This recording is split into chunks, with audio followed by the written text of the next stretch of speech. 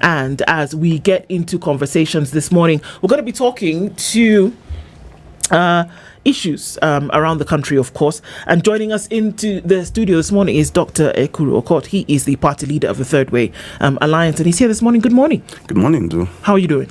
Not very bad. Not very bad. Just a little bad. The cold is subsiding. And the political temperatures are rising. So there's a warmth. We meet in the middle. Yes. We meet in the middle, and there's some warmth. Absolutely. Karibu sana. Soon to be joined by Senator for Nyamira County, who is on his way, one would assume, as EVE tells us. Omogeni Okong'o joins us in a short while. But that notwithstanding, we're going to start with the conversation because necessary that we do. Time waits for no man. Kenya's politics waits for no man either. It waited for Gachagua to come back from.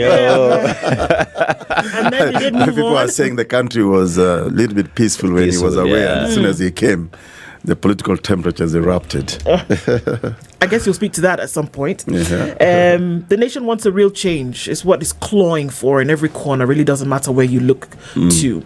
And even as we are looking into those conversations, they're necessary for us to have conversations around what Kenyans are looking for and what it would be that, beside the politics, what the development is asking for. But he's here. So let's just say a welcome to Senator for Nyamira County, Omogeni Okong'o. Good morning. Yes, morning to you. How are you doing? I thank God I'm doing good. Karibu sana. Asante for the first time in the Situation Room. This is my maiden appearance. Maiden appearance. Thank you so much for joining us to be part of this conversation. Yeah, but I always join you from my home. I always watch the show. This is fantastic to hear. Thank you for doing that. And we're glad that you can be part of the conversation this morning. Well, as we usually do, we go around the African continent and we visit a different country. And we hear proverbs from those countries. And then we ask you to interpret those proverbs for us. You didn't warn us. No, unfortunately. Because we know that people skilled as yourselves will go and practice. Exactly. So today we are in Africa's smallest country. And it's located in the Indian Ocean, northeast of Madagascar and off Africa's east coast. 455 kilometers square is the land size of this country, and you're talking about 115 granite or coral islands that make up this country. We are in Seychelles. Yes. All right. A country where it says it's being pushed a lot by tourism, and have this proverb for us today. You guys would like it, but you ought to interpret it. It's silly to criticize others when the same flaws exist in both. It's silly to criticize others when the same flaws exist in both. Senator Omogeni, your maiden day, you go first. I've not even settled. I think I'm going to start with the dictionary. Okay, Mr. Chair. I will contextualize it to Kenyan politics, and especially in the most recent tirade from the President of the Republic of Kenya, William Ruto, when he was accusing parliamentarians of being corrupt, whereas we also know that there are very many flaws in his government. So I'll give you that political interpretation. It looks like it's I don't know who did what first, whether it was the Bible that was written first or the proverb used to be in existence first. But it's like what the Bible says: don't point at the speck in your neighbor's eye. Before you look at the one which is in your own eye. So we're always quick to point faults in somebody else before you look at your own faults as a person. I think that's what that proverb is reminding us. They say in my own ethnic group that if you have children, you should be very slow to criticize your neighbor's children because your own children may also have faults. So be very slow to criticize what you think are faults in your neighbor's children, because even your own children have faults. Yeah. Indeed. Well said. Absolutely. It's interesting that you picked that proverb today because then, the examples, unfortunately, are quite rife. Yeah. Kenyans are asking for change. Kenyans are asking for a different way of doing things. Kenyans are asking for a step in a forward direction when it comes to the economy, when it comes to development, when it comes to leaving things like corruption and impunity behind. Unfortunately, we have too many examples of why this is a plea for Kenyans. And it would appear in the last week as though, and I choose my words carefully, it would appear in the last week as though the president also feels this way. And he took a stab at the first group of people openly in such an overt manner, different from what we've seen before, when he says, this cannot be, and it must stop, it must change. Is there need at this point, in the last 1.5 years, that the cries from Kenyans have been, we cannot continue like this, there must be a change, and there must be a change across board. There must be a change in leadership, there must be a change in security, there must be a change everywhere. Are we at the place, Senator, whereby we're asking, dear Mr. President, Kenyans are saying too long like this, we need something different? Or are you saying, Mr. President, move aside? Yeah, I think if we are talking about good governance, it should start from the top. If we want to demonstrate that we want to fight corruption, we must first of all demand for good governance from our president first. If you make the kind of allegations that the president made last week, where you are saying that 10 million shillings was released, I believe, by the state. Because when you say a demand was made, and I'm choosing my words very carefully because I'm with a lawyer here. When you say that, I hope you have not ceased being a lawyer yourself. I think that I'm wearing this morning is more of a politician. When you say that somebody demanded from the government 10 million, then you proceed and say that the government parted with the 10 million to somebody, and then you say the purpose was to ensure that that money is used to bribe some members of parliament.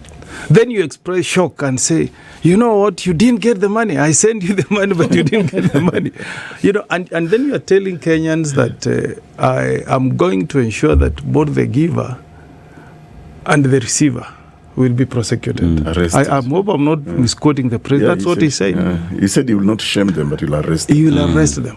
So the first question we should be asking as Kenyans, who was the giver? Who was the giver? And who sent the giver?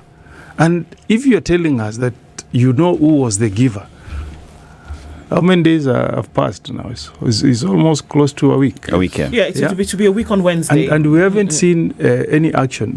What that tells me is that the government itself is engaging in corrupt practices. That the government itself deliberately schemes to influence through bribery members of parliament. Because the pronouncement is being made by the president. And then what does that tell you about our institutions? It tells you that our institutions that are embedded in our constitution, that are meant to fight corruption, that are meant to ensure that we have integrity, are not working. And Dr. will tell you that if this was happening in a country that respects democracy, either the president or somebody top in government would have faced some dire consequences. You saw what happened in South Korea. Was that last year? South Korea, well, they even jailed their former president. President Park. Bangladesh one has just been arrested. Yeah, you can imagine. President Park was put in 2018 because she tried to influence the fiscal position, financial fiscal position of the country, by telling banks not to disclose that the government owed the money, so that the financial position of our country looks like it's very healthy. And she's in. But in this country, a pronouncement like that is made, and we're 7 days into that statement, and no action has been taken. It tells us that we're in a country where our system has totally broken down. Are we looking at a total collapse? Because we can look at the political, because this position that the president took is tainted with a lot of politics. We know that. However, the underlying part of all of this shows us that the picture is a bit crazy. We often say that if you want to see the true picture of a nation, you look at the most vulnerable at that place at the particular time. The Shah stories are as old as this pronouncement. Every day for the last 7 days, there has been a different Shah issue. It's not just that Shah is not working. Hospitals are closed. It's that hospitals are closing. It's that civil servants go to hospitals. They cannot get care and they've paid. It is that Shah regional offices around the country have closed. It's that you leave the country and you can't get Shah treatment for now because they're trying to sort things out. There's not enough money in the coffers. Private hospitals are owned 73 billion shillings. I could go on for hours. That's just health. We are going back to school today and tomorrow. We're writing 3 major exams this year. Before the end of the year, we still owe 7,000 shillings to these students. We are starting next year a new curriculum, a new section of the curriculum. We still don't have our ducks in a row. There are people in Kenya today whose drinking water is clear as this water bottle. They can't get clean drinking water. This is all happening today. And that's the lower layers. It would appear as though there's a lot of work to be done, but we spend it politicking. I think, to be honest with you, I think if you look at the desire by Kenyans for change, one of the key issues that is emerging is the question of accountability. That there is no accountability in all these things you see, from Shah, from education, from infrastructure. You've seen the state of the accidents in our roads and all that. But let me pick up from somewhere where Senator Omogeni, started. The president also said that he is a consumer of raw intelligence, meaning therefore that he knows the things that are happening, for example, in our parliament. And then he went on to make a promise that I will not shame these people, but I will arrest them. So by now, honestly, some action ought to have been taken. If he's a consumer of intelligence, I'm assuming that the NIS is feeding him with this intelligence. DCI has investigated. EACC, all the investigative arms of government. Really, that's one of the changes that Kenyans desire on the one hand. On the other hand also, if you read the political mood in the country, even going by the Ruto must go slogan or the one-term thing, again, that's a cry for change. And the president himself sometimes came and said, you people say Ruto must go. How do you want me to go? The constitution provides mechanism via which he can go. He can actually resign. Because there's a lot of dissatisfaction about his governance, the manner in which he's leading the government. He himself actually has admitted that he bribed members of parliament. He admitted that he bribed members of parliament? Well, when he said... The government. When he said that he gave the 10 million was for what? And what's the source of that money? So Kenya, looking at the totality of all that, Kenyans actually desire change. And one of the things, the bigger issue is that they are dissatisfied with this government, and this government must go even immediately. Ministers who are not performing should be fired. They should be replaced. Or the entire government can resign. It's not a rocket science. There are many countries in the world where an entire government has actually resigned, and Kenyans go to a fresh election. Now, let's give this also a historical context. At independence, we were promised 3 things that Kenyans are still struggling with today in the 21st century. The eradication of poverty, disease, and ignorance. If you look at the problems we're having with education, we've never eradicated ignorance. Food on the table, question of poverty. Healthcare, disease. So we've never really achieved all these 3 promises. But why? Because of the bad governments we have had historically. And I think the closest we came to addressing almost some of those issues when Kibaki actually even declared primary education free. At least. And I think at that time, many Kenyans will agree with you. It may not have been the best president, but at least there was a trickle-down effect even on the economy. After that, things just started going downhill. And I think for me, it's a failure of leadership generally, because even the parliamentarians cannot claim to be clean, just like the proverbs, said. There is an admission that they are being given money. I think it was the senator for Kirinyaga, or Kirinyaga, who said that they were offered 10 million And he spoke about it openly. And you see, even as we have the discussion in terms of the country needs absolute change, we look at the corruption matters that we hear that members of parliament receive monies for them to be able to pass a bill or drop a bill, that there are senators who receive money to impeach a governor or not to impeach a governor. We've had stories of how during impeachment motions in parliament, and those that would be in the defense ask mmetembea namna gani, mmekuja hapa aje, wenzetu wamekuja namna fulani, mmetembea aje. But then again, you hear that some of these bribe money comes from the government, because members of parliament said we were given 200,000 to get rid of the deputy president. But here is a question where, with all that is happening in the country and the president speaking now, it has been touted by pundits that it is a political move, that the president wants to change this conversation to appear as though he is fighting corruption. But Senator, but he's not. He's fighting is it corruption. Politics, or is he really fighting corruption? See, he's fighting. He's actually not fighting corruption. If you look at, for example, the fact that President William Ruto has even ignored EACC, DCI. He's forming this I don't know what is it called. There's another task force. That task force. So for what purpose? So what are you saying? And is the same. I'm sure EACC is in that. DPP is in that. Yes. Everybody. So why not, for example, since he said he has. Let's start from his own assertion that a consumer of raw intelligence. I know the people.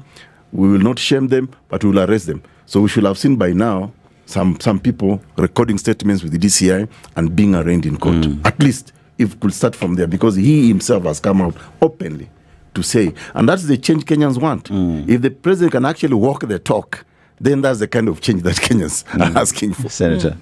Yeah, I think this is just lip service from the president and just trying to play politics, because, to pick it up from Dr. Ekuru, in many democracies, parliament can be a very good yardstick for ensuring that there is accountability from the presidency. Okay? And the issues that have come to the fore in the past 4 weeks or so dictate that we need to demand some serious answers from some of our key institutions, including the NSIs, including the EACC, including the DCI. Because allegations that have been made point to two institutions. One, it seems that the executive has been engaging in bribery. I think that's one of the issues that has come to the fore in the minds of Kenyans. Two, there is allegation being made that bribery takes place in Parliament. And that's a conversation we cannot ignore. When a dictator tells you that a president can resign, in fact, our constitution says that members of parliament can also sack the president. Can impeach him. And I don't think in a democracy like ours, when you look at how liberal our constitution is, I don't think a president should get away with allegations of bribery. What worse way can you... How would it be different, Senator? Because that making of a statement, getting away with it, seems to be the modus operandi for many things. That a young man can be killed in a prison cell, that a young woman can be killed in a prison cell, that, people can be disappeared without trace. People can be locked up without a charge in court or throughout the court process. And 3 weeks later, we've forgotten about it. Or somebody can be shot in broad daylight. And somebody can go to court and deny that it was them. Honestly speaking, can it not just go away in the same way? We have a big problem in our accountability mechanisms. If Parliament can just sit back and, if you read the Constitution, Article 95, Parliament has got powers. Let me break it down. The National Assembly can initiate an impeachment of the president. This same National Assembly. Yes. That's our Constitution. That's what the Constitution says. That's what the Constitution says. But they are sleeping on the job. If you say you want to travel the continent of Africa, Go down to South Africa and see how the accountability there works against sitting presidents. President Thabo Mbeki was recalled by his own party. Yes. What was the reason? Because he interfered with a corruption investigation against his political opponent, just by placing a call and trying to twist, the investigations. He was forced to step down. Zuma engaged in bribery with some Asian businessmen. And even went to jail. Yeah. And he went to jail. Okay.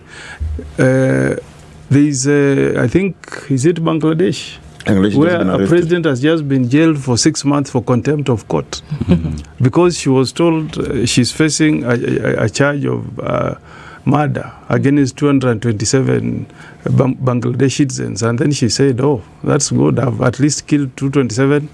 It is confirmed.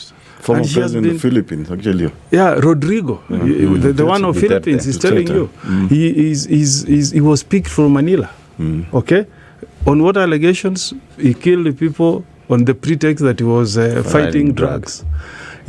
As we speak, he's been locked up in ICC because the world expects accountability against leaders and citizens in equal measure. Okay? So we can't be in a country where you have seen 65, I think the record says 65 youths have been murdered. Yes. Simply because they stepped out to exercise their democratic right of picketing and demonstrating. And then it's on record. It's on record that the president himself said, if you find these guys picketing, shoot them in the legs, take them to hospitals, you take them to court. I mean, what is happening? I think we are building a very good file for the ICC because the pronouncements I've seen and what has happened make President Ruto a candidate for the ICC. Let me ask if you follow the case he has told you of Rodrigo in Philippines, what is he charged with? Rodrigo used to give immunity to police officers who would kill Filipinos. And that's what is happening in this country, that the president is telling you, and by extension the CS Interior, that you can kill innocent citizens, but we shall protect you. Yeah. If we borrow from best international practices, there should be an active file against the executive in Kenya. And the paradox is this. If you look at Kenya, the governments of Kenya is synonymous for one thing, benchmarking. They make so many trips to some of these countries that have actually punished their leaders. So if we are really going to benchmark, let's also benchmark when it comes to accountability and people really taking responsibility. So there's a lot of pretense, and I think this is the kind of change Kenyans are actually tired. In fact, maybe to the risk of let me play a devil's advocate here, kidogo. I tend to think that actually there's a blessing in disguise in President William Ruto's presidency. Okay. Because I think there's one thing that I think President William Ruto managed to do is to somehow silence the fake dynastic claims in our country. Historically, those people have claimed to be dynasties. At least he's removed that. But I tend to think that he has given Kenyans the opportunity to now really deconstruct the person of him. Who is he?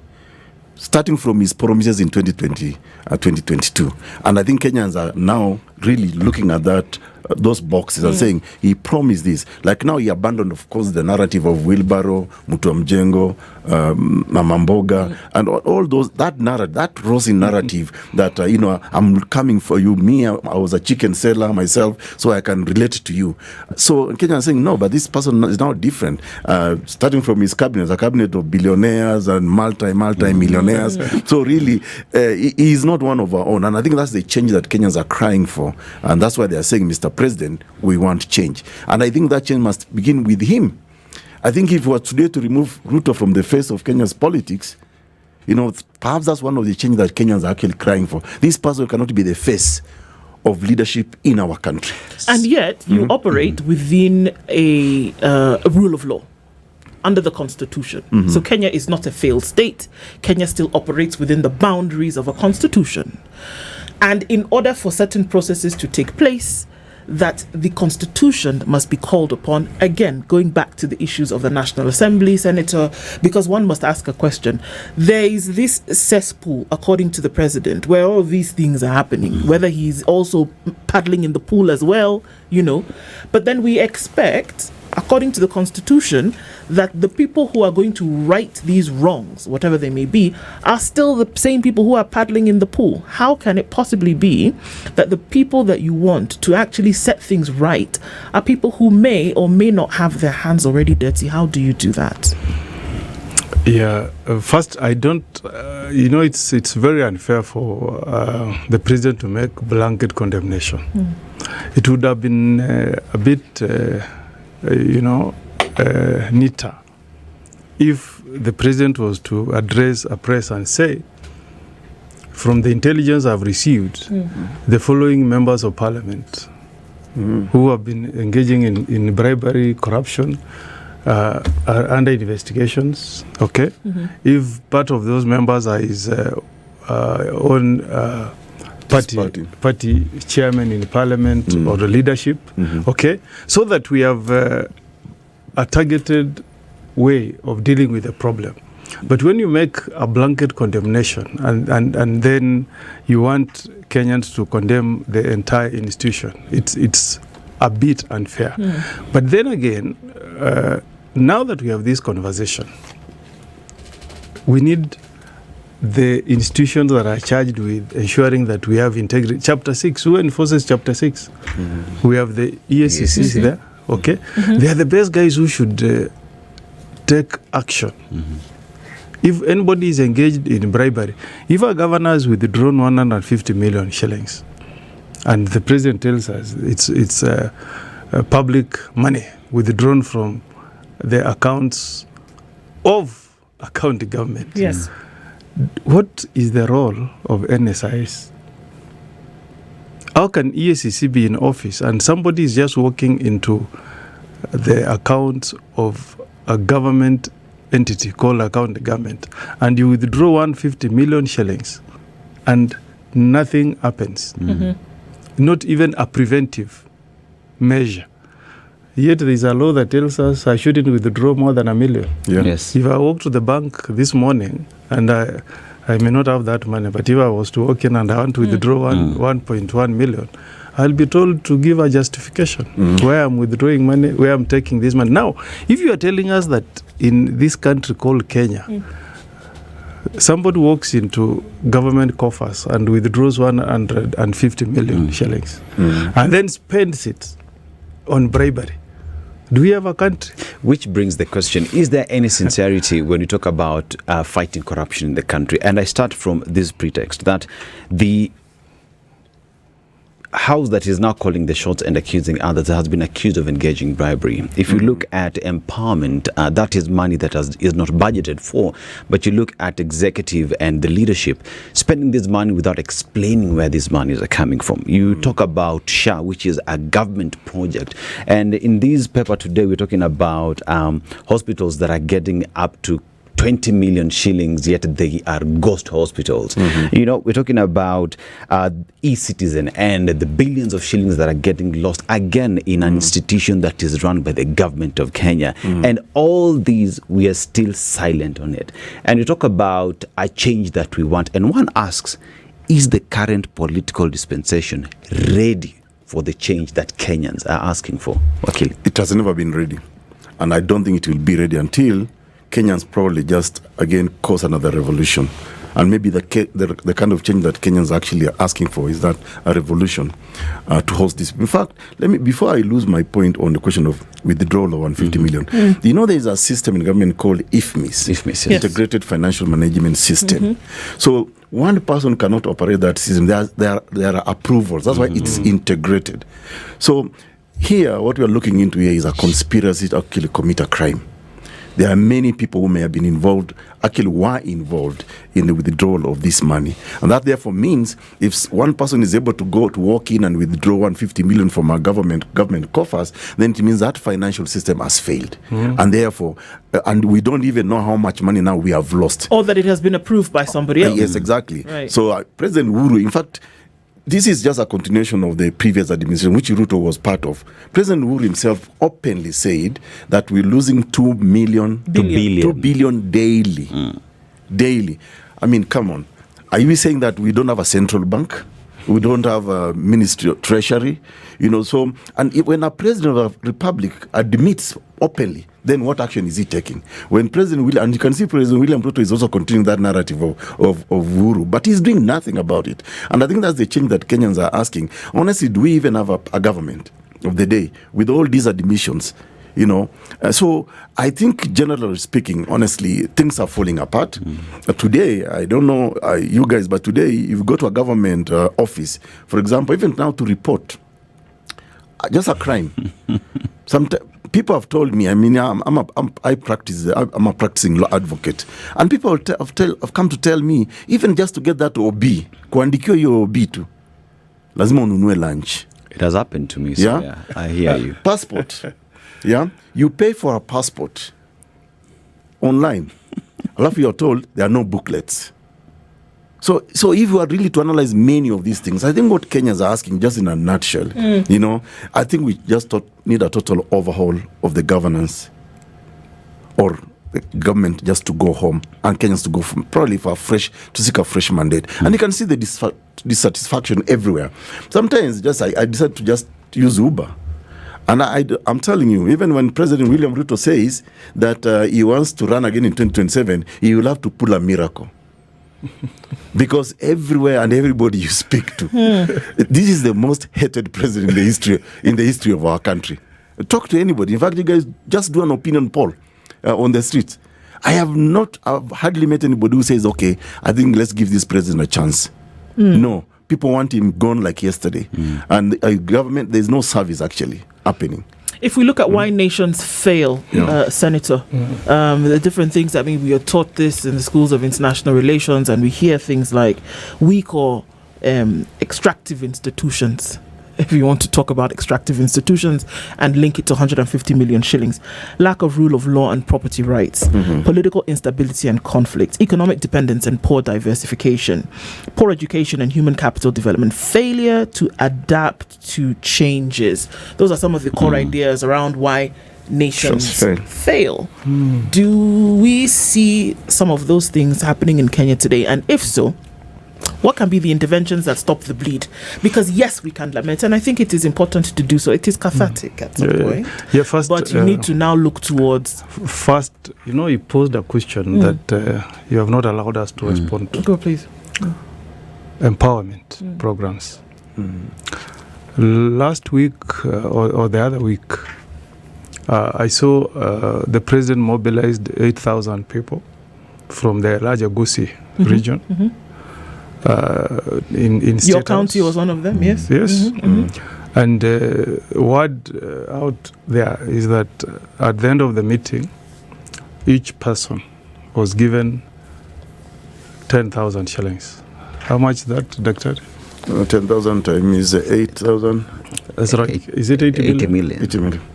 Okay. 80 million. I think so. Given in State House, 80 million. Yes. Given in State House, and in State House, if you have read history, you go to the White House, you read out biographies, you will find that there are people who will record. There's even phone tappings that happen in State House on the happenings. So if NSIS wanted to give us a report, they can produce it even tomorrow. Follow that with what's happening in empowerment forums, where you can make a quick additions and you find the deputy president is spending 50 million in a month. Now, where does this money come from? If not more. Yeah, if not more. Yeah. Where does this money come from? And you are the president trying to just thumb, saying, I pushed through the anti-money laundering law. Yet he's engaged in money laundering. I mean, the international community should take notice of what is happening in Kenya. You can't, if we challenge the president today, can you tell us the source of these 80 million shillings?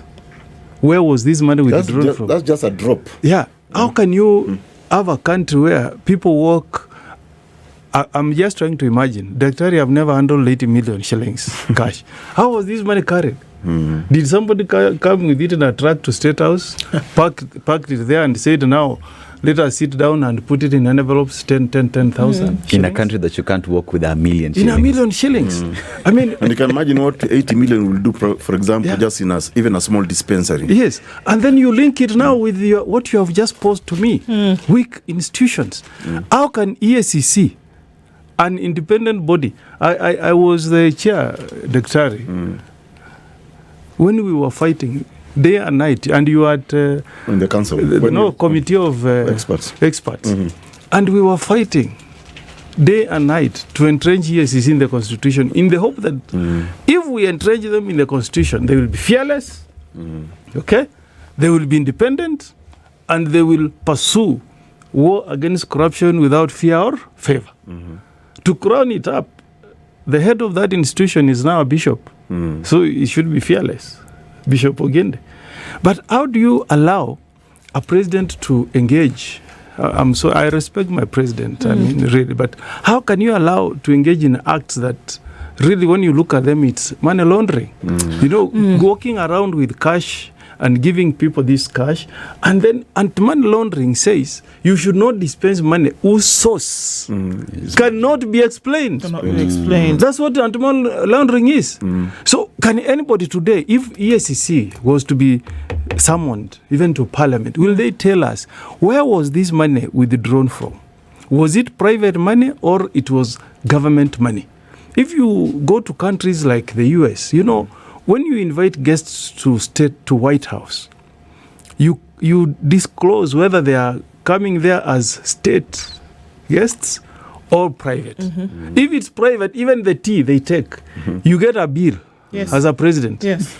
You get a bill. If you're taking your children on the presidential jet, you pay for them. You pay for them. Even the guests who come in, if you entertain people and these are your private guests, you get a bill. In White House, you get a bill and you're told this one pay. So when these delegations come to State House for those campaigns, who foots the bill? So this is the question. The only person now that takes us to the answer, what you asked, our institutions are letting us down. You know, if EACC or NSIS was to come up with a very good report and present it to Parliament, why wouldn't the Parliament then proceed to impeach? Okay?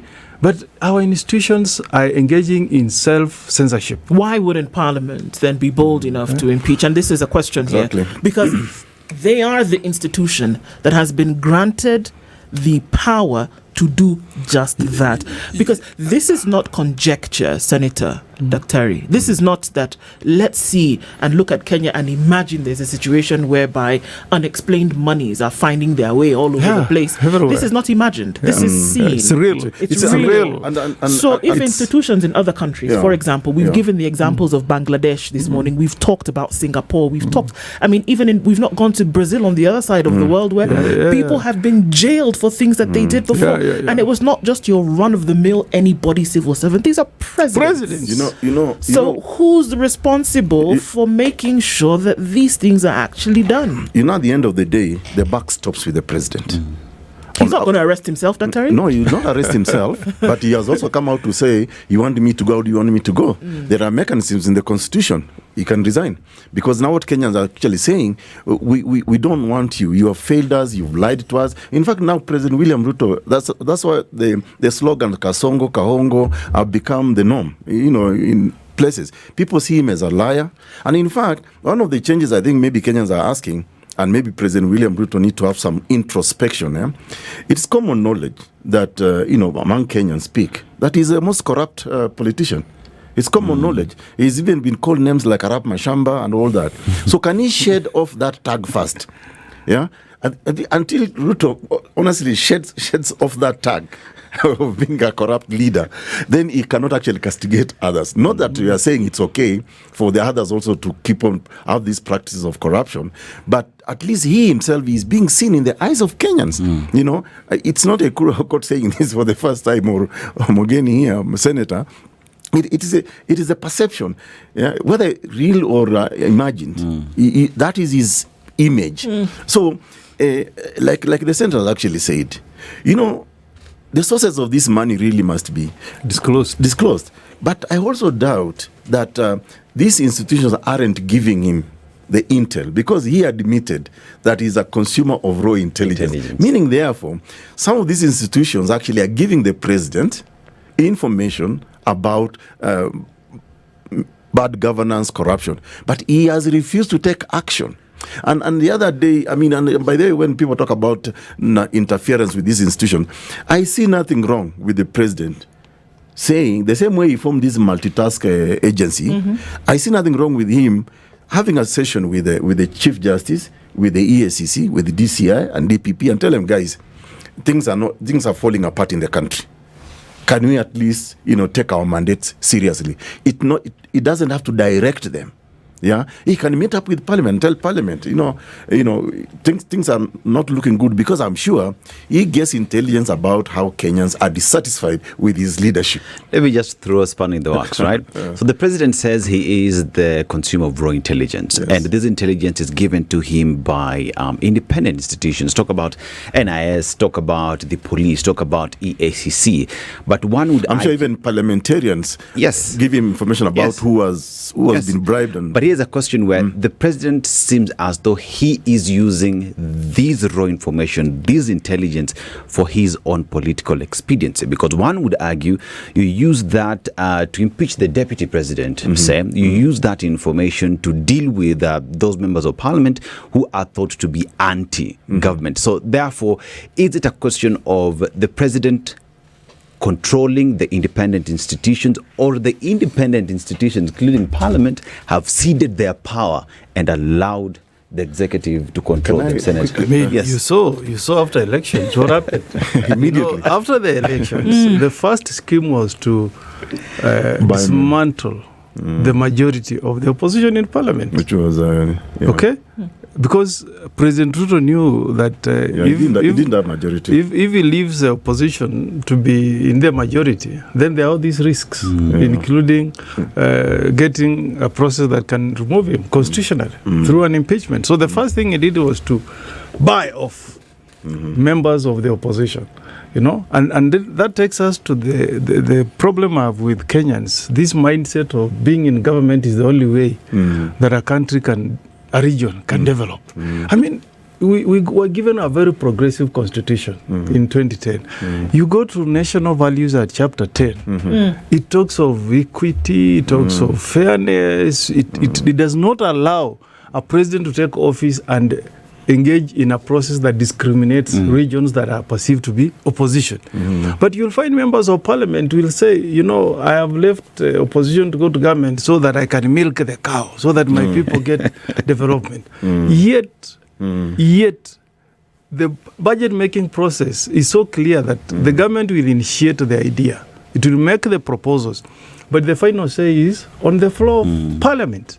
So you don't need to have an excuse. I don't think it's a crime to be in the opposition. No, it's not. But then it's part of our democracy. It's part of our democracy. And you have followed politics. You saw how long the Labour has been out of government in the UK. But they didn't say, now we are going to auction the Labour and join the Conservative in government. No, they remain there. They said we'll come with an agenda, a different agenda for moving the UK forward, and then convince people that we are the right guys to vote in to form the new government. But in this country, you want to tell us that if you lose in an election, the best thing to do is to say, I'm going to join government so that my region can develop. No, you should be giving us an alternative, like what you have just pointed to us this morning. Sure. Do you know about 70 regional offices have been closed across the country? Yeah. Can you imagine? It's not working. Across the country. But I have a question for you, Senator. Let me conclude this way. Yeah. I want us to put pressure on the right institutions. Yeah. You know how President Nixon was impeached? Yes. It was all about information that was shared by the intelligence. Yeah.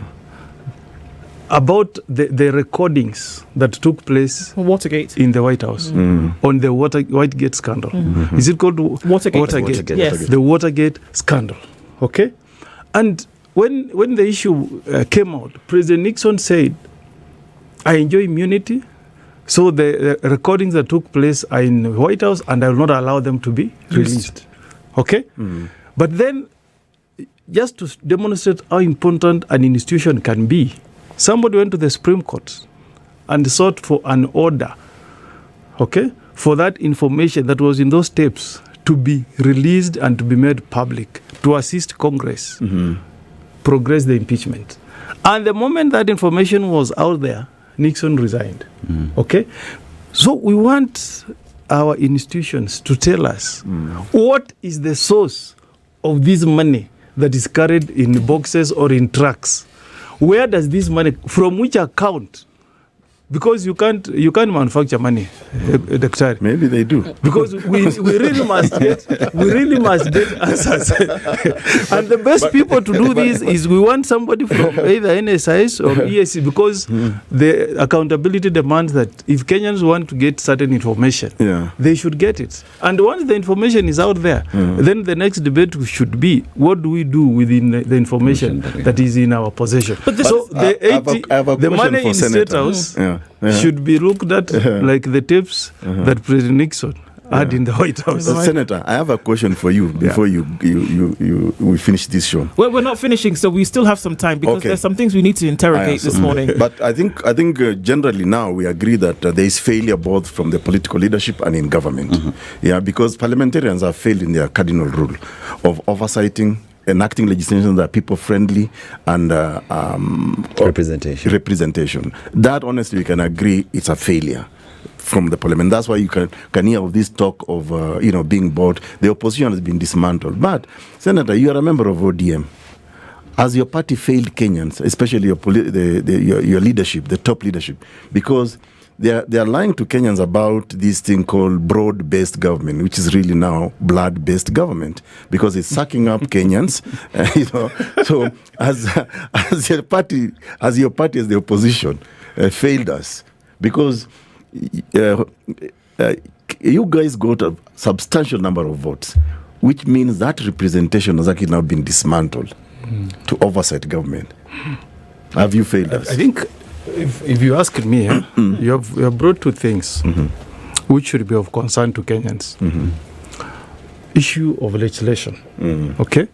Because if indeed, and I think the jury is out there, but if indeed an allegation can be made that to pass a law in Parliament, you bribe members of Parliament. Shouldn't that worry Kenyans? It should worry Kenyans. It should worry Kenyans. It's being passed for personal reasons. I think, Daktari, we now need to be a bit innovative as a country and relook at the process of legislating. You know, when you put it in the Constitution, like in Article 18, that Parliament will involve, the word used, I believe, is involve the people through public participation in legislation.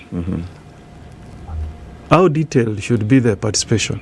And the courts have since ruled that just be meaningful participation. Yeah, but I think the court needs to take it further, because in countries that involve the people, if you go to the Constitution of Australia, it actually talks of, if you want to change the Constitution, there must be a referendum in the entire Constitution. In Switzerland, they voted. But what they go for referendum every year. What the Australians have done is to extend that referendum even to legislations.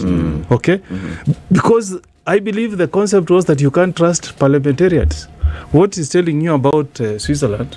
Theirs is very elaborate. They vote on almost every legislation that comes up in Parliament must be voted. In fact, theirs is so liberal that you can pass it. You can pass a legislation, but the people can initiate a referendum to counter.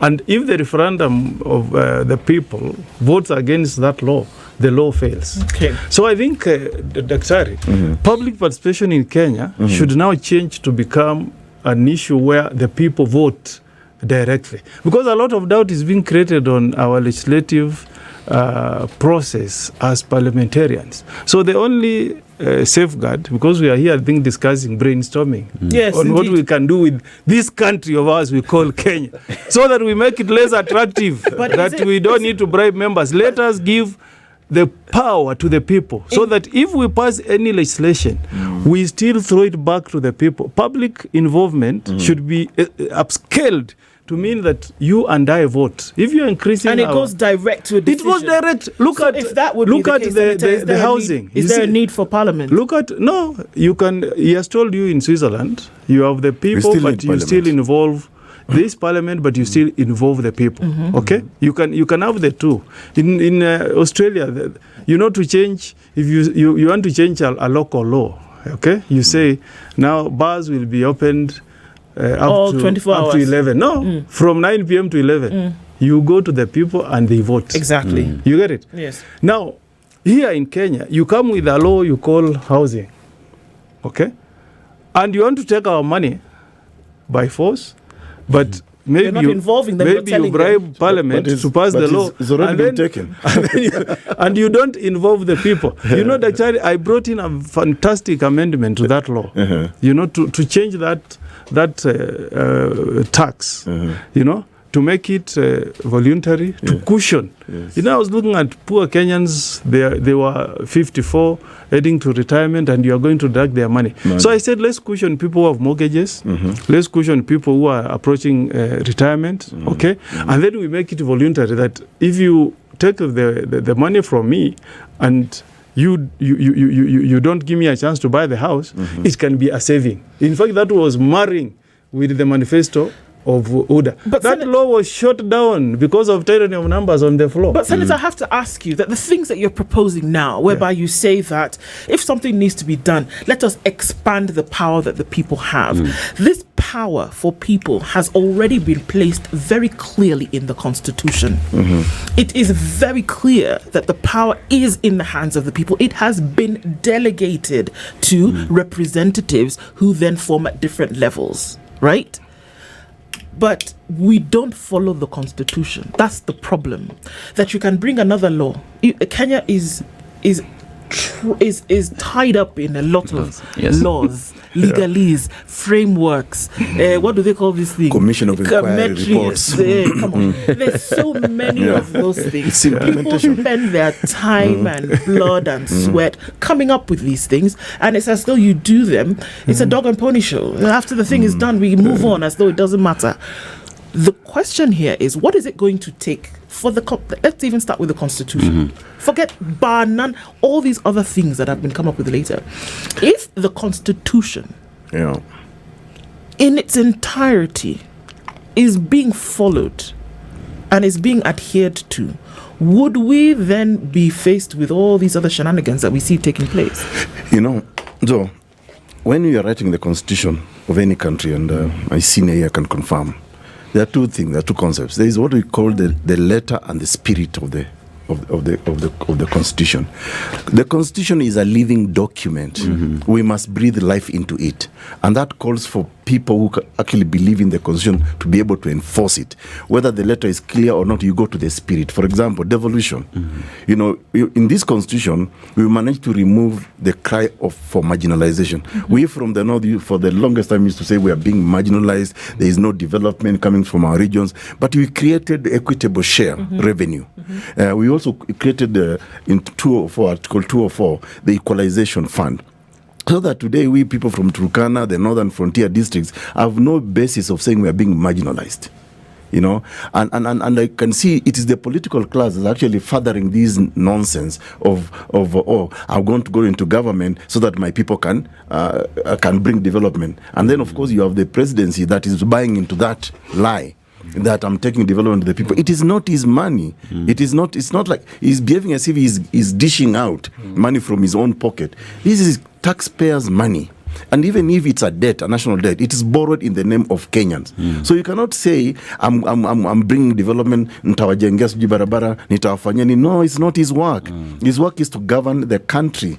And I think also where we are also failing as a country is, in just the political leadership basically is wrong.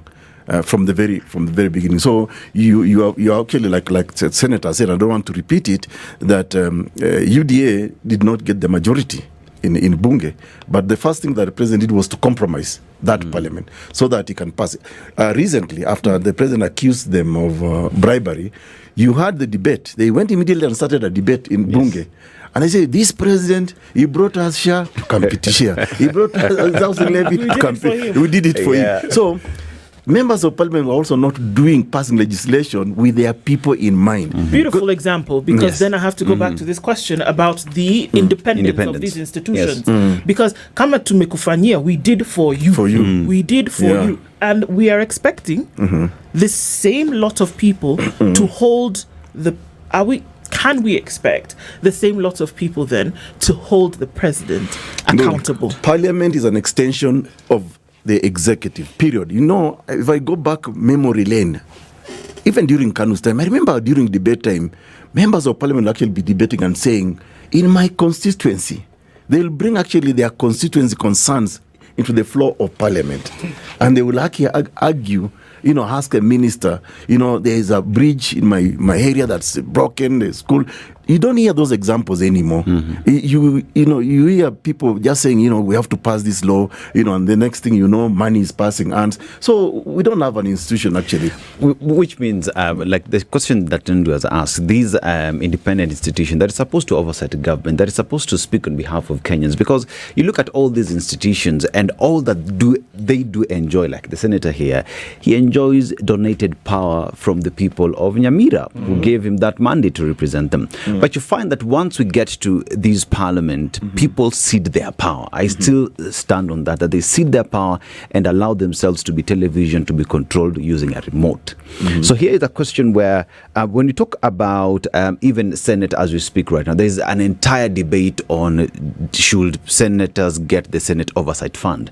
CDF is also a big question. And all these is tokens being given for political expediency and maintenance of these political positions. Senator, as we speak today, is the political class really ready for the change that you're talking about? And we talk about also justice in the country. We're being told, hii mambo watu walikufa, let us compensate them. How can we have compensation without justice? I think first you asked whether institutions work. I think the only reason why I give a lot of credit to our late President Kibaki is because Kibaki allowed institutions to work. Remember, those were the days when President Kibaki would nominate an Attorney General and Parliament would say no. And he would stay back and say, let me respect the decision of Parliament. Dr. who gave us this constitution will tell you that Kenya, what we have is what we call a limited constitution, where the powers of the president are limited. You get it? The powers of parliament are also limited, We are all being oversighted by these other institutions called the judiciary. So if the president was to step back and allow institutions to work, if he stopped today from going back to the Moi politics, you want to walk to Turkana, tell the people of Turkana, without me you can never have water. Yet, as the Dr. tells you, that is a devolved function that can be dealt with by our county. And it is funded. It is funded. We fight as senators. Every 5 years, I fight so hard to have a formula that guarantees that all the 47 counties will fairly and equitably get resources that can enable them to do the functions that are assigned to counties. But the president wants to demonstrate to people that you will never survive unless I come to you and dish goodies. You have to do extra constitutional governance, where you call people and make a declaration. Moi, we used to call him Baba na Mama. That is the same concept that President William Ruto wants to bring. But Senator is a Kanu surrogate. But Senator can't. You see, the Constitution distributes power. I told you that if you read the budget making process, MDAs, ministries, department agencies will make a proposal, on how they intend to implement Vision 2030. Because everything is documented. Vision 2030 is reduced to midterm plans, 5 years, And then they look at the broader development needs of the country. And then they make proposals, come to Parliament. And in Parliament, we do public participation. Okay? And then finally, you allow the government now to spend. You do an appropriation. But, I find members of Parliament who are even lawyers. They go back to their people, their constituents, and say, I have to be in government so that my constituents gets development. Yet that power has been donated to you.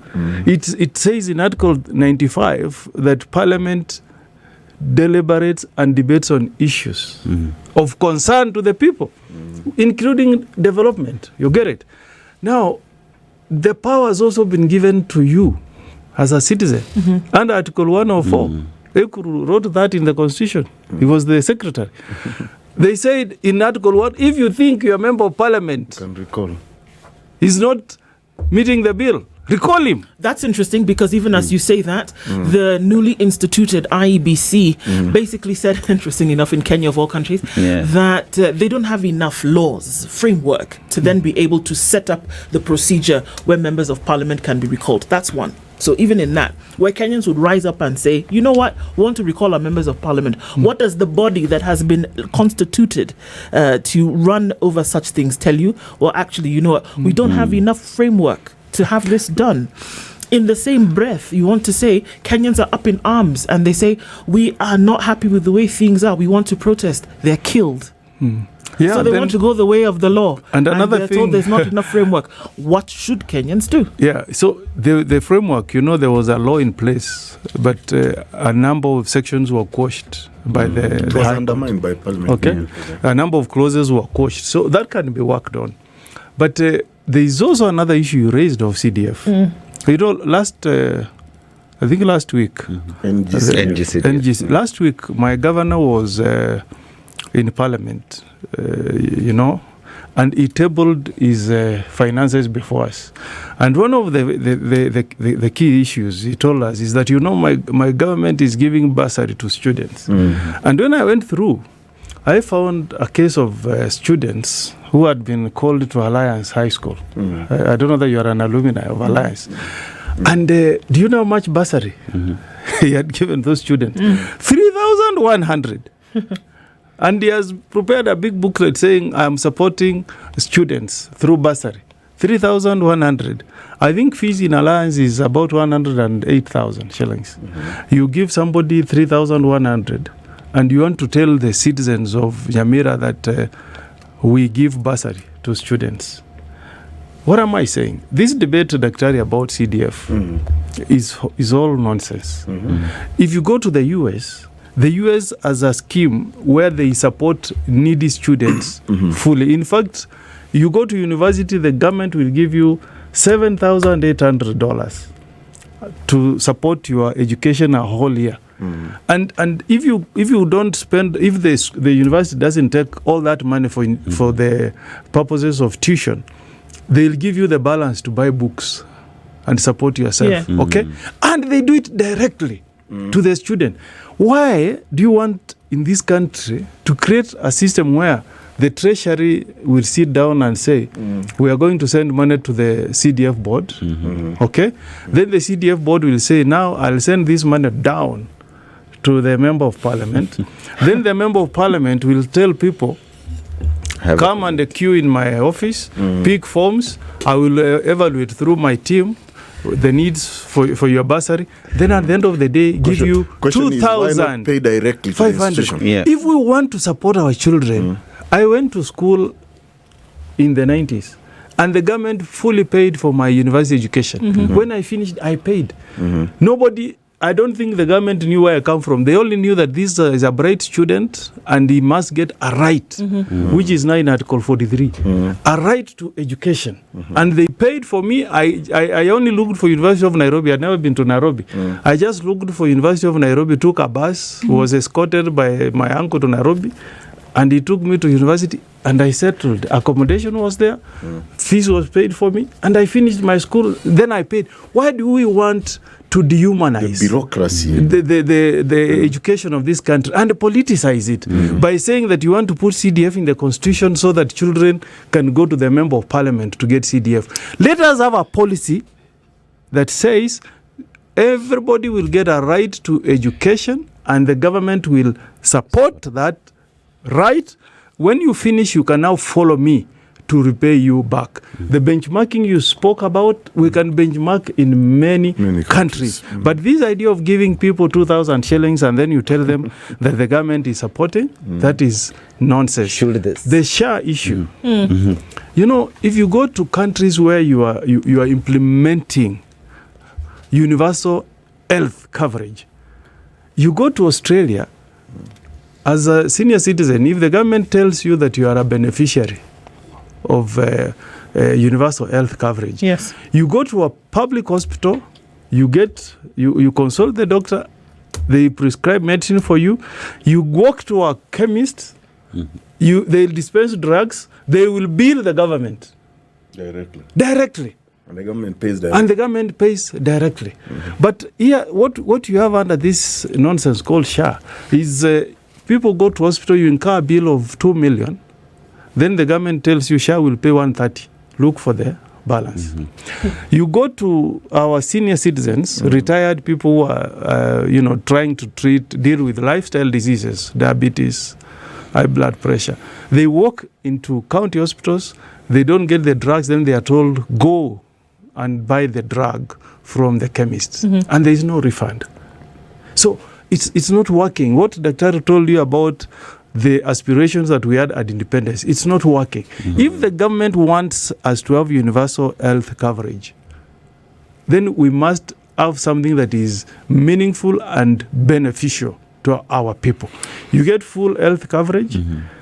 We must actually equip our hospitals. And appreciate that the public hospitals don't have capacity to treat all of us. That's a fact. Do senators need the Senate Oversight Fund for them to do what it is they're supposed to do, oversight anyway? I will not have a problem with oversight because that is what actually is in the Constitution. No, the main role, the oversight, I mean, if it is, I interpret oversight fund to mean that you need to have structures in place. It's not money for you to eat. It's money for you to... It's actually, there's a provision. It is money. That's what I'm saying. Yeah. Oversight money is okay because what you are saying is you need staff in the office who can assist you to oversight how money is spent. If the Auditor General has filed a report and he says, I went to the ground and I saw these projects were in the budget, and the report I have is that these projects have already been done, I believe oversight means that Office of Senator needs to have maybe an engineer or a fiscal expert who can also counter-check that what you are being told, because there can be collusion between the government office and an auditor. So the oversight is to give capacity to the office, because a senator cannot go to all the projects in the counties and come and say whether what the auditor is saying is true or not. So if it's about capacity, and I think this should be for the entire parliament, member of National Assembly and senators should have an oversight fund that should improve the institutional capacity of that office to undertake oversight. I don't think, Dr. you have a problem. I have a different opinion. Yeah. First of all, that's another wastage of money that Kenyans actually need in the various institutions. I think what we could do, Senator, my view is that if Parliament, including Senate, were keen to read the report of the Auditor General, because the Auditor General spends about 6 months or if not more investigating how money is being spent, and actually files a report that actually incriminates almost all these offices, right from even the office of the president up to departments of government. But that report is never implemented. That report, even when it is debated in Parliament, parliamentarians do not actually now oversight. So I don't think we need to send any more money to senators or even to members of Parliament. If we were just to implement the Auditor General report and the raw intelligence that the president says he receives through these institutions, and we see people actually going to jail, because you see, what parliamentarians have done, and this is where this accountability measure is becoming elusive. When the Auditor General makes findings, parliamentarians turn them into now questions. That report, by the time he pens it down, he has actually made a finding, because he cajoles you. Can you confirm this road you built? Can you confirm this hospital, this school, and this, that? And if you cannot, Then he does his report. So his report is a finding of non-expenditure of the money. So what the parliamentarian needs to do and the government of the day is to put, and I work with accountants, and they tell me when you read the Auditor General report, and Senator is a senior lawyer to me, if I put the auditor on the stand and ask him question about misuse of funds here, most accountants will tell me I don't even need 20 minutes because it's already a finding. In cross-examination, he'll confirm that this governor stole.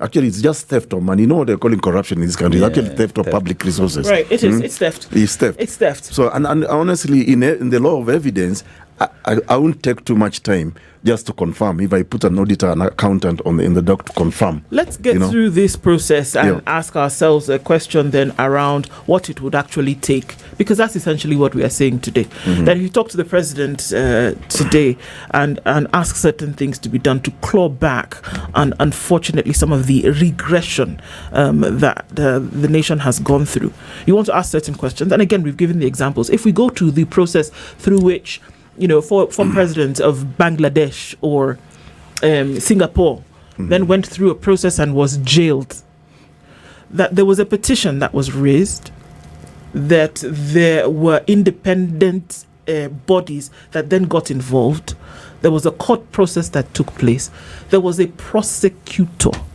and then there was a finding. Beyond the finding, then there were bodies who then did the actual taking of this individual from point A to point B and jailing them. Now, I'm looking through each and every one of those levels of process, and I'm asking the question. Senator is smiling because he knows where I'm going. In Kenya today, from the point of somebody raising a petition, leave alone raising a petition for a deputy president to be impeached, because there was a lot of political fiasco around what that actually was. But if we're talking about a process whereby somebody will be held accountable after it has been found out that certain things have taken place, I am wondering who would do that in Kenya today. Members of Parliament? I have a burning the EACC? I have a burning issue. The DCI? Citizens? The NPS? The OPP? I have a burning issue. Who are the ones I have a who burning would issue do this I really in want to Kenya? raise, and I think I want the senator to respond to it. Okay. You see, one of the reasons why this institution you list are actually failing Kenyans is because of the manner in which they are being appointed. For example, I don't like talk about the dead people, but it was like, for example, the late Chebukati. He wasn't the best. I think he was the bottom of the list when he was picked to be chairman. There's a lot of compromise in appointments. But again, I'm surprised Kenyans are surprised the fact that this presidency does not respect the constitution. Kenyans have got such a short memory. William Ruto mounted a no campaign against this constitution. So why are Kenyans surprised that the spirit and even the letter of the constitution is not being implemented? But to the point I'm making on this institution, if you look at the manner in which these institutions they're appointing people, like now, my younger brother Erastus Ethekon is being painted as if he's being given this thing because he's a Turkana, or is it because Nanok is in State House? That people are failing to look at the qualifications of this new chairman. The guy is well-read, he's so competent, he's worked in international agencies like the UNDP and others. He's a guy, his CV is big.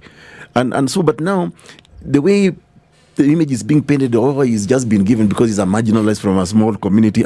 Let's look at the competencies of people. But it's also true that there is always the presidency, the appointing authority is always hunting for people who actually would be pro them. And that's why you find, we lawyers today got surprised. Some of us got surprised when the DPP was appointed. Okay, we barely knew him. Oh, this guy. Yes. So there's that element of, and I can see from the headlines that people are saying he was one of the guy who is failing us in terms of prosecuting. So you can report, a crime.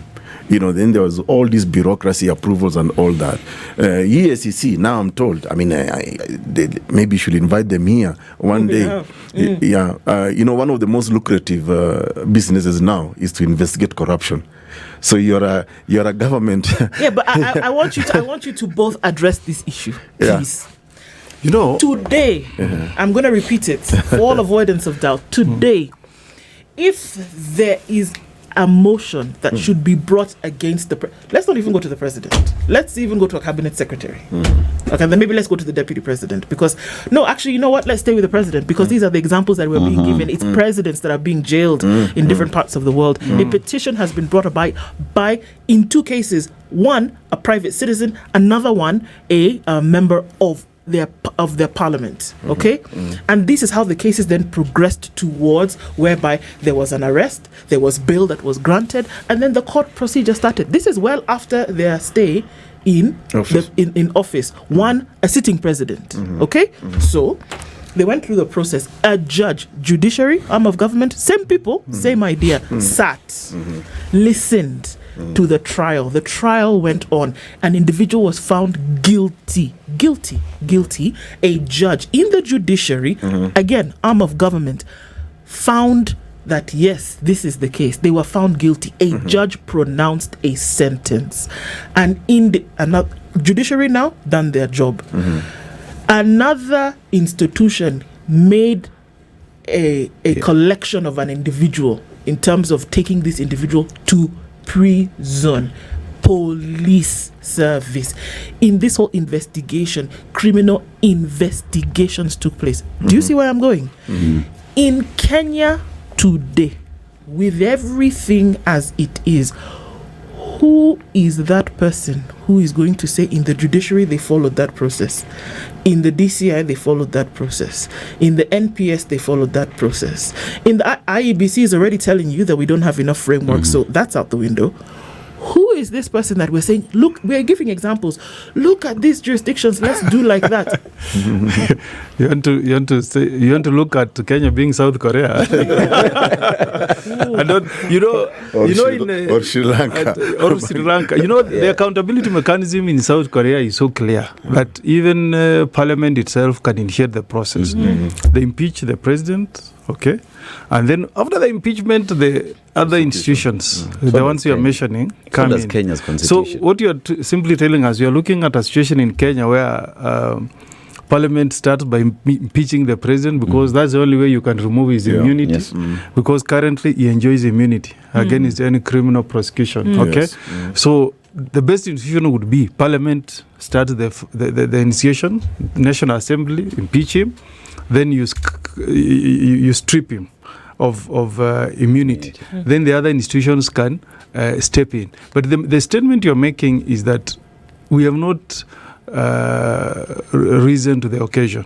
I saw the other day in DRC. In DRC, a president is taken like a senator, and you get the title of a live senator, and you enjoy immunity against prosecution. But when the civil strife broke out and the President Kabila flew in and went to Goma, there was that perception that he was the one who was either funding or organizing the rebellion against the sitting president. So the Senate moved in very quickly, and they moved a motion to strip him of the immunity. And only 5 senators sided with Kabila. So he was stripped of that immunity. Now he has an active investigation ongoing against him. So to answer you, that is how the process should work here. The institutions are there. Like now we expect these things we have asked about anti-money laundering and everything. We expect NSIs to give us a report. We expect the DCI. We expect EACC. Because you don't expect really Parliament to be people who can investigate and take somebody to court. And you'll be surprised that the framers of our constitution had all the good intentions. Permanent secretaries are supposed to be appointed through a process that is competitive, that is fair, that is non-political. You make an application to Public Service Commission. But word out there is that the executive sends a list.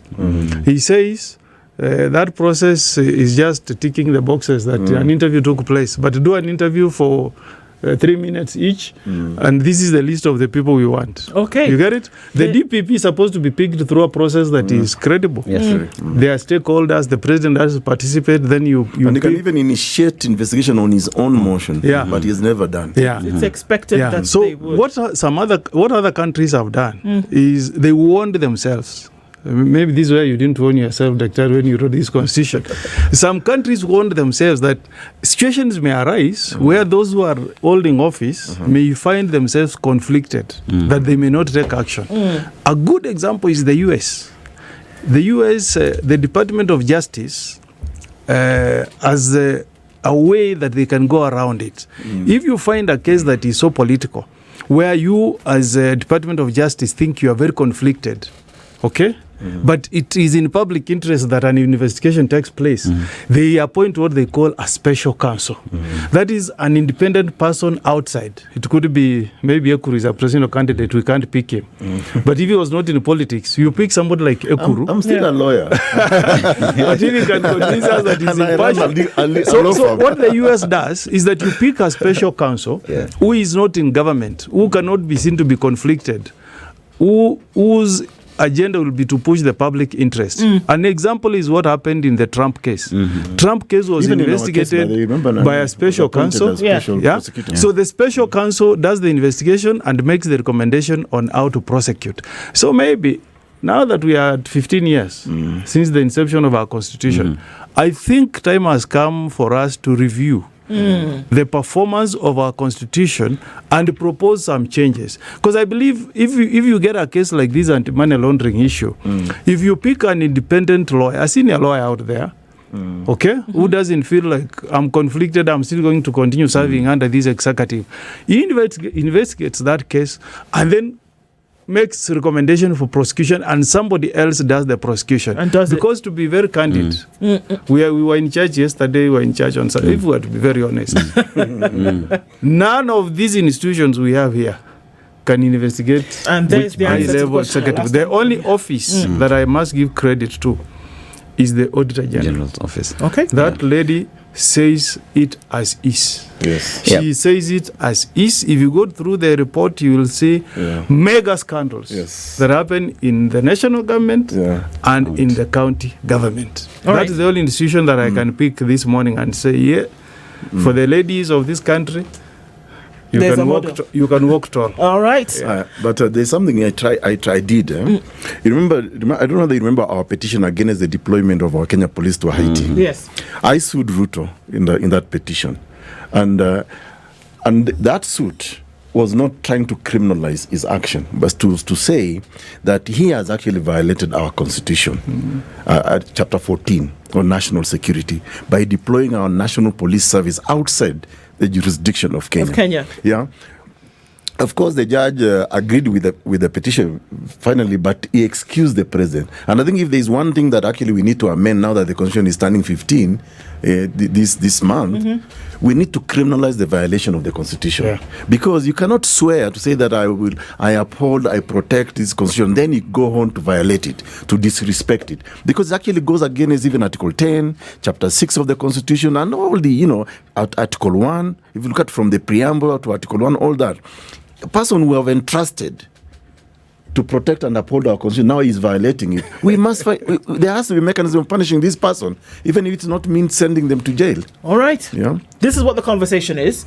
Senator Omogeni believes, he says that he's got great expectations. There's a book by Charles Dickens. It's called Great Expectations. Their expectations were great as well. One for us to watch and hear. Thank you so much, both of you, for being here this morning. Necessary for us to look into some of these things. Senator for Nyamira County is Senator Omogeni Okong'o, and he's been here with us this morning. And Dr. Ekuru Aukot is the party leader for Third Way Alliance. Gentlemen, thanks for having us on the show. Well done, Asante. It's 25 minutes to now 9 o'clock. Thanks for being here and extending that time with us. It continues. Good morning. This is the Situation Room, the only way to start your day.